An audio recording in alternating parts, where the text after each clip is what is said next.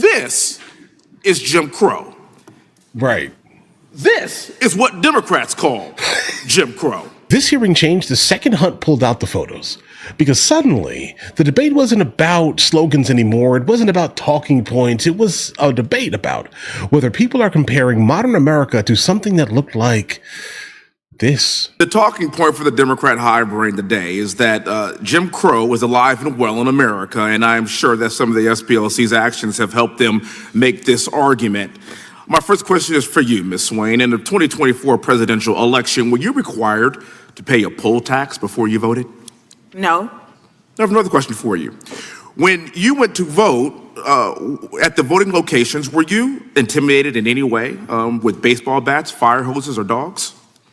The only thing that intimidated me is that in my state that you go into, if you you have to ask for a Republican ballot or a Democrat ballot, and if you are in a precinct that's predominantly Democrat, I think you would have a lot of fear.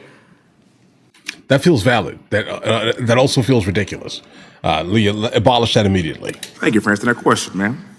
For all my Democrat colleagues and everyone on the left screaming Jim Crow 2.0, like I hear ad infinitum, let's take a moment to revisit To infinity, ad infinitum, Latin. Ooh. What actual Jim Crow was.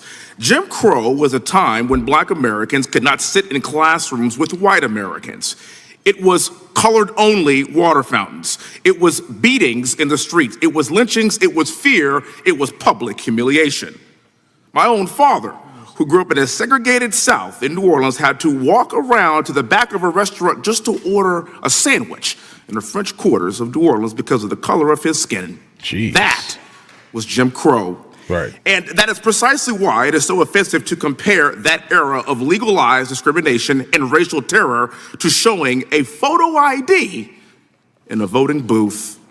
And it's just as offensive when groups and organizations like these manufacture faux hate and racial tension. Requiring identification to vote is not oppression. It is not segregation. It is not racism. It is a basic standard that applies equally to every single American citizen, regardless of what you look like. You need an ID to board a plane. You need an ID to cash a check. You need an ID to buy alcohol. You need an ID to enter these very federal buildings. And by the way, attaining an ID in this country is an extremely low bar. But somehow showing an ID to vote in America is now considered to be Jim Crow 2.0. This is not about civil rights. This is about political theater. And the Democrat Party survives on manufacturing grievance. Democrats invoke the pain of the past because they have nothing to offer for the present. They don't want an honest debate. They want emotional manipulation. They want outrage. They want division, as evidenced by our discussion in this very hearing today. They want Americans to fight each other because chaos is politically useful to them. Words like racism and white supremacy and Jim Crow 2.0. For the purposes of elucidating my colleagues on the other side of the aisle, let's take a hard look at what real Jim Crow was. Check out this one behind me. You see, this is Jim Crow. Right. This is what Democrats call Jim Crow. Next slide, please. See. Yeah, that's that yeah, that's wild. Jim Crow. For whatever reason, this is what Democrats call Jim Crow. Slide, please. That is Jim Crow. Right. This is what Democrats call Jim Crow. I know that some of these images can seem to be very jarring to many of us that haven't experienced that over the course of the past 40 years of my lifetime. I never saw these things. I never experienced them personally. No, never. But I have family members who have and who did. And that's why it is extraordinarily important for us to be very, very careful with what we compare to Jim Crow, because this country has come a very, very long way. I keep saying this over and over and over and over again till I am blue in the face. I represent a white majority district along with 3 of my other Black colleagues here in Congress. And you know what? Nobody cares about what we look like.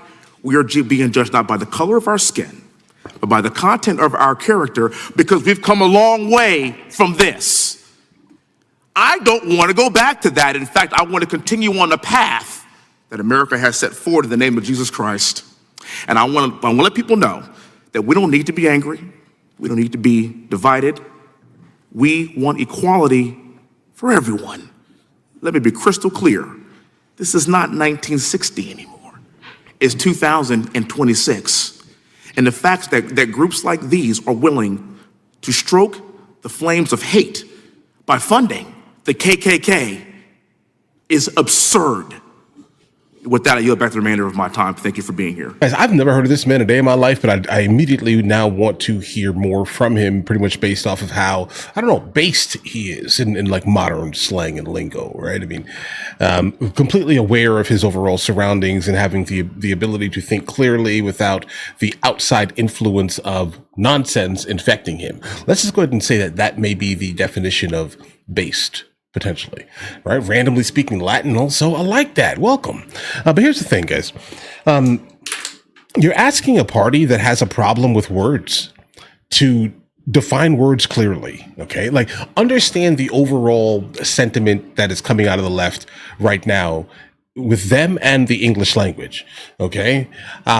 Multiple people, they over there, right? I don't know. Guys, listen, understand what I'm trying to point out here.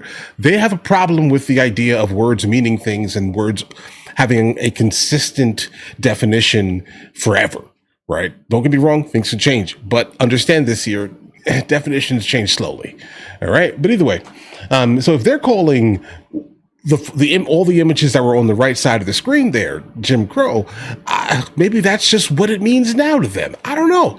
I find it a little bit weird, a little bit disingenuous, because in fact, there are people that are in a lot of the families that look like he and I, right, that in fact experience these things and can talk about these things fluidly, okay?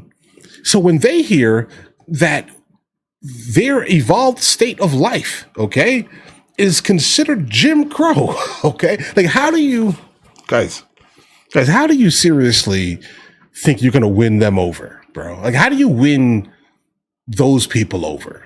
You calling this Jim Crow when they experience Jim Crow, right? They're not going to go for that, guys. It's not the reality. It's just not. And I want to invoke the name Hakeem Jeffries here for a moment here, because he generally is someone who says, you know what, there's going to be a gigantic blue wave out here. The Democrats are going to take back the House and everything. And I'm just like, how? Like, none of you guys even lived the life you guys are preaching. Like, most of you guys 5 years ago said the same thing the right's saying now. But the issue is that your new base is Gen Z, right? And you have to maintain whatever nonsense they're basically saying large scale, right? And if they say that the sky is purple, then guess what that means? It means the sky is purple, apparently, right? In order for you to basically maintain your power. That's what the modern left is basically doing here, guys, right? While also at the same time financing the Southern Poverty Law Center to manufacture hate in the United States of America. Okay. Guys, come on. Listen, you guys all have an absolutely amazing day. If you guys are new here, please like and subscribe. In the meantime, guys, I'll go ahead and catch you guys later.